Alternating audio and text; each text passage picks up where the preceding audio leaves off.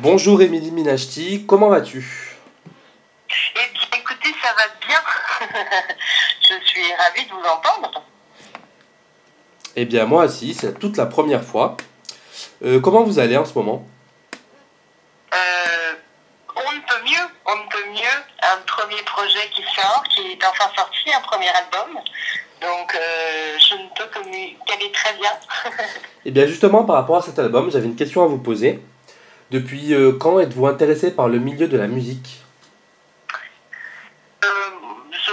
En fait, je suis dans la musique pratiquement depuis que je suis née, puisque j'ai commencé la musique à 5-6 ans, à l'âge de 5-6 ans. Donc, je dirais que je ne m'y suis pas intéressée, j'y suis venue un petit peu d'office et ça ne m'a jamais quittée. Et est-ce que tu sais d'où vient cette passion pour la musique? J'ai des parents qui sont autodidactes et de grands musiciens amateurs et mélomanes. Donc j'ai grandi et baigné dans un univers de musique. Mes parents écoutaient beaucoup de jazz, de blues et voilà. Donc j'ai toujours été dans cet univers un petit peu de musique. Mon papa joue de la guitare et compose aussi des chansons et ma maman est chanteuse. Donc voilà, j'ai toujours été dans la musique. Donc justement, quand tu t'es lancé dans la musique, tes proches étaient plutôt ravis. Ah oui, et j'ai eu la chance d'avoir des parents qui m'ont soutenue quand j'ai décidé d'en faire un métier. Bon, de toute façon, déjà à l'âge de 5-6 ans, quand on me demandait quel métier je voulais faire, c'était maman et musicienne. Donc j'ai Ah, réussi à faire les d'accord. deux au jour d'aujourd'hui. Et c'est vrai que j'ai eu la chance de ne faire aucun autre métier et de vraiment pouvoir m'épanouir là-dedans et de pouvoir vivre de ma passion. Ok, j'ai lu que tu avais intégré un gospel. Donc est-ce que c'est ton genre de chant? Et ton genre de musique Que surtout? que j'avais intégré un groupe de gospel, c'est ça? Oui, voilà. Oh oui, c'était dans les années 2000, 2003, je crois, 2002-2003. Moi, j'aime beaucoup toute la musique en général américaine, le jazz, la soul, et forcément le negro spiritual, le gospel, sont sont, sont des musiques, en tout cas des styles qui, moi, m'attirent particulièrement. Donc, c'est un petit peu arrivé par hasard, mais en tout cas, ça a été une super expérience. J'ai d'ailleurs fait appel à un groupe de gospel pour chanter sur l'album parce que je suis admirative de ces voix et surtout de leur façon à chanter et leur spiritualité. Voilà. D'accord. Et puis à l'âge de 18 ans, tu décides de quitter ton île et de partir pour Paris. Donc est-ce que c'était une décision personnelle? Non, en fait, c'était pour moi, c'était sûr que, bon, déjà, quand on vit dans une île, on n'a pas accès à tout ce qu'on peut trouver ailleurs, enfin, autre que sur une île, parce qu'on est un petit peu fermé sur un petit peu de cailloux. Et c'était important pour moi d'aller découvrir autre chose et surtout d'intégrer le conservatoire à Paris. Donc, mon père m'a dit, passe ton bac d'abord, on verra après. J'ai eu mon bac et je Oui. suis venue à Paris à l'aventure. Et voilà. Et bien justement, comment s'est passée ton arrivée à Paris? Donc la première année, est-ce que tu es directement rentré dans la musique? Enfin, comment ça s'est passé pour toi? De toute façon, j'ai été inscrite au conservatoire, donc j'ai intégré tout de suite, j'ai poursuivi mes études en classe de violon, de solfège et tout ça. Et très vite, j'ai commencé à travailler, on m'a proposé de faire des plateaux télé en tant que violoniste, donc ça s'est fait un petit peu, j'ai eu beaucoup de chance puisque s'est passé un petit peu naturellement. Et forcément, quand on vit loin de ses proches, loin de sa terre natale, et surtout quand on vit dans le froid, alors qu'on a grandi dans la chaleur tropicale, C'est c'est ça vrai. qui a été le plus dur, mais en tout cas, j'étais là pour faire ce que j'aime, donc je ne regrettais rien, et au final, je l'ai bien vécu. D'accord. Tu as ensuite intégré la Star Academy saison 5. Quelle Oui. expérience retires-tu de cette émission? Comment? Quelle expérience retires-tu de cette émission?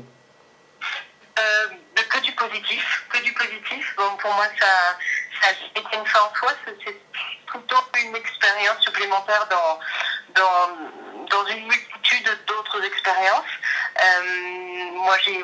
J'assume complètement de l'avoir fait. ça a été une très très bonne école pour pas mal de choses. La presse, gérer un prime, gérer un direct. On a eu la chance par la suite de faire la tournée dans tous les zéniths de France, de Suisse, de Belgique. Donc ça a été que du positif pour moi. J'ai lu aussi que tu avais même chanté en prime time avec des stars comme Maria Carey, Céline Dion, etc. aussi, non? Pardon, je suis désolée, ça coupe.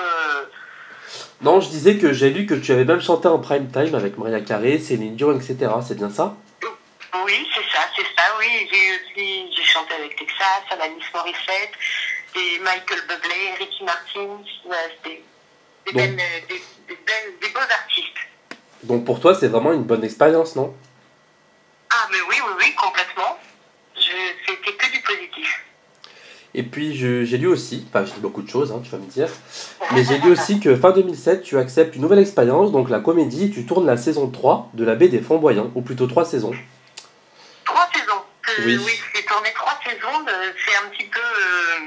On m'a appelé un beau jour, un beau matin. Et on m'a dit, tiens, on aimerait te faire passer des auditions pour un rôle. Alors, j'étais un petit peu angoissée parce que je n'étais pas comédienne. En tout cas, je n'avais pas envie d'avoir la sensation de piquer le rôle d'un comédien qui était formé pour ça. Donc, j'ai accepté de passer l'audition. J'ai été prise et je me suis donc formée pendant 3 mois à l'Acteur Studio à Paris pour avoir la sensation d'être un petit peu plus légitime au moment du tournage. D'accord. On va revenir un peu sur ton actu. Ben, dans ton dernier single, La Réunion, est-ce que c'est un peu un hommage à La Réunion? Ben, en fait, on dit La Réunion. Ah Tout oui. le monde dit La Réunion, mais en fait, c'est La Réunion, c'est écrit comme ça en créole réunionnais. Ah d'accord.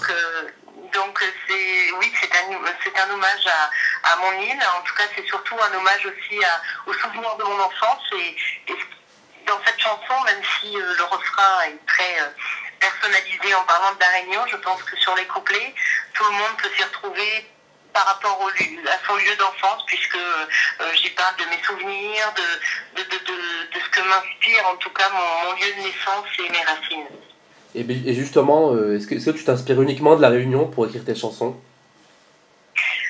Est-ce que je me suis quoi? Je suis désolée. Est-ce que tu t'inspires juste de La Réunion pour écrire tes chansons?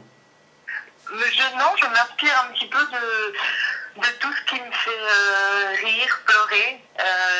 Forcément, La Réunion fait partie de moi, donc je dirais pas que je m'inspire de La Réunion, mais en tout cas, elle fait partie de mes émotions, de ce que je ressens.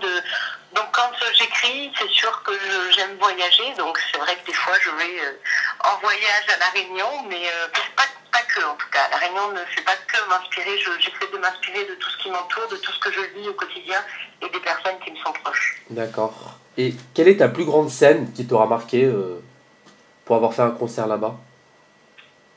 La plus grande scène qui m'a marquée, en fait j'en ai deux. Parce qu'il y a eu déjà La Boule Noire la semaine dernière où j'ai eu la chance de présenter mon premier album, Mon Ailleurs. Et sinon, de mes expériences passées, j'ai fait une scène un jour avec Zucchero, que j'accompagnais en violon solo, et il y avait 320 000 personnes devant moi. Ah oui. Et ça, je crois que c'est mémorable et ça restera gravé à jamais. Oui, d'accord, ouais. C'est vrai que 3000 personnes, ça fait quand même beaucoup. J'ai 320 lu... 000. Ah, 320 000, oui, il y a une différence quand même. J'ai mal entendu. C'était pour le Live Aid Oui, voilà. 2005. En juillet 2008, tu as écrit un enregistrement, un hommage au grand Nino Ferrer. Et tu as même interprété un titre qui s'appelle Je cherche une petite fille. Oui. Qu'est-ce que tu as retiré de cette expérience? C'était une belle proposition qu'on m'a faite, puisque sur cet album de hommage à Nino, il y avait de beaux artistes, Julie, Zanetti, San Severino, et on me proposait d'interpréter un titre de ce fabuleux artiste. Et c'est vrai que je me suis éclatée. Déjà, c'était complètement mon style de musique, avec un jazz big band derrière, avec un talentueux arrangeur qui est Pierre Bertrand. Donc c'était vraiment bien. Malheureusement, nous n'avons pas pu aller sur scène avec ce projet, mais je me suis beaucoup amusée. D'accord. Et aujourd'hui, quels sont tes projets? Quels sont mes projets? Eh bien, de faire vivre mon ailleurs, de l'amener sur scène, et pour pouvoir te le présenter en live. Et justement, est-ce que tu as des tournées prévues en France? Allô? Oui, oui, je sais, c'est horrible. La Oui. communication est difficile. Non, je disais, est-ce que tu as des tournées prévues en France? Oui, bien sûr, des dates, des prochaines vont être annoncées. On est en train de mettre ça en place. D'accord. Et pour finir, est-ce que tu as un message à faire passer à toutes les personnes qui te suivent sur les réseaux sociaux ou ailleurs? Un petit message. Oui, voilà. Eh ben, je vous donne rendez-vous très vite en live pour vous présenter mon ailleurs et j'espère en tout cas que, eh bien, que vous voyagerez ailleurs et que vous y trouverez le vôtre. D'accord, et ben alors merci beaucoup d'avoir accordé cette interview pour Presse Planète, Émilie.